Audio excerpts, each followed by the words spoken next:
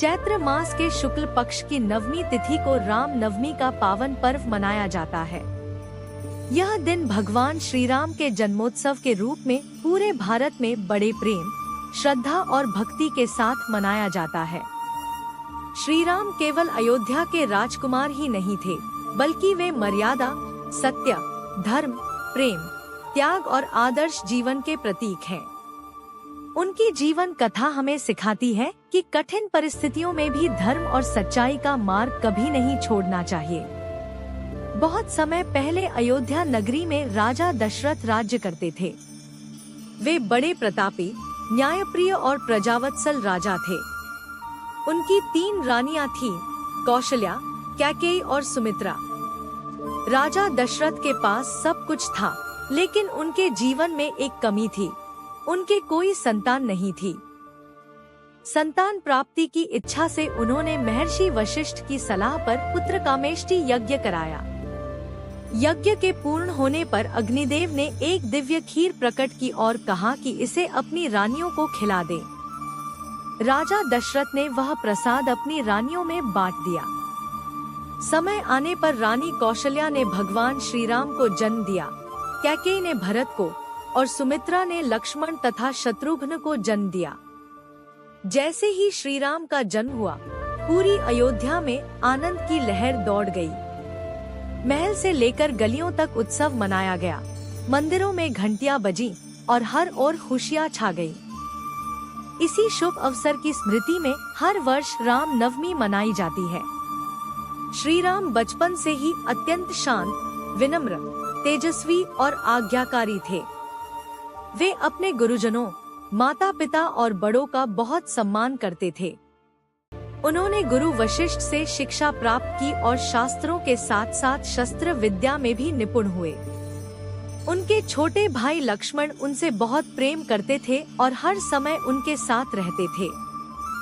एक दिन महर्षि विश्वामित्र अयोध्या आए और राजा दशरथ से आग्रह किया कि वे श्री राम और लक्ष्मण को उनके साथ भेजें, ताकि वे उनके यज्ञ की रक्षा कर सकें। यज्ञ को राक्षस बार बार बाधित कर रहे थे। राजा दशरथ पहले तो चिंतित हुए, लेकिन गुरुजनों की आज्ञा से उन्होंने दोनों राजकुमारों को महर्षि के साथ भेज दिया। वन में श्री राम ने ताड़का, मारीच और सुबहु जैसे राक्षसों का संहार कर ऋषियों की रक्षा की। इससे सभी को यह विश्वास हो गया कि श्री राम कोई साधारण बालक नहीं, बल्कि धर्म की रक्षा के लिए अवतरित हुए हैं।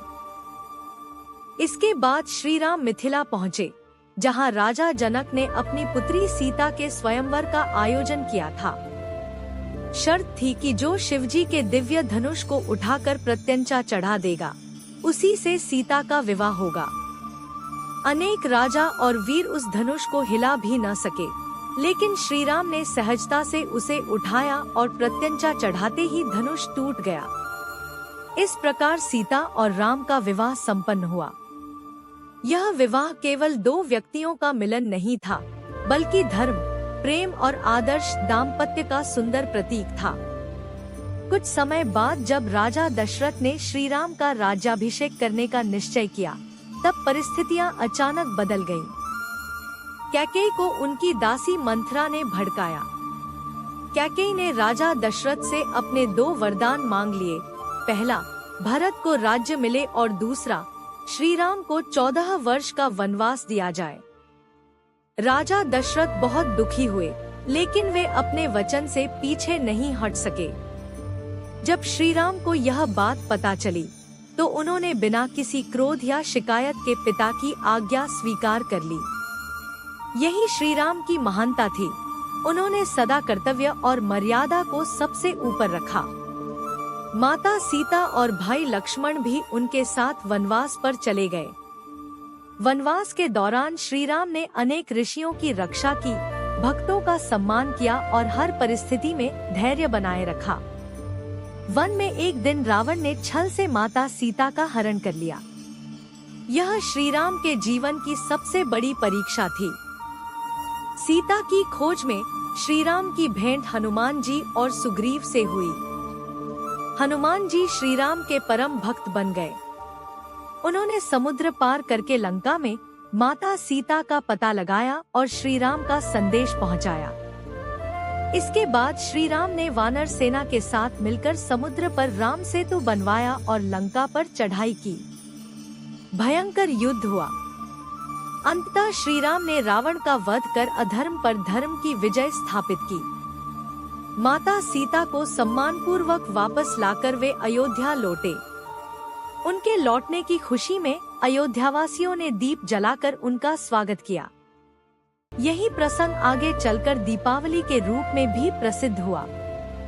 श्री राम का जीवन हमें बहुत कुछ सिखाता है।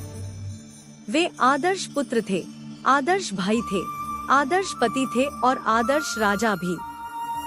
उन्होंने हमें सिखाया कि सत्य, संयम, कर्तव्य, करुणा और धर्म ही जीवन का सच्चा मार्ग है। इसलिए राम नवमी केवल एक त्योहार नहीं, बल्कि आदर्श जीवन जीने की प्रेरणा। इस पावन अवसर पर हमें भगवान श्री राम के गुणों को अपने जीवन में उतारने का संकल्प लेना चाहिए और कहना चाहिए, जय श्री राम। राम नाम में है शक्ति अपार, जो ले उसका हो उद्धार।